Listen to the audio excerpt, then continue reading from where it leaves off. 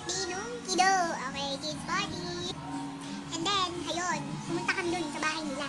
Dinaanan namin lumot. Wow, lumot. Kasi yung tricycle paesa. Ayun, dinaanan namin lumot, diba? Nadulas kami. Saya.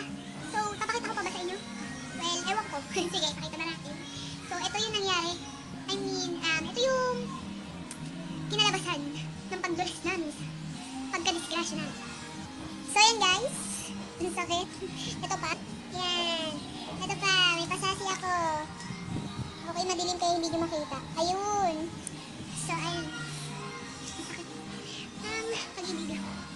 Kahit anong gawin yung paglaro. Nasasaktan ka lang.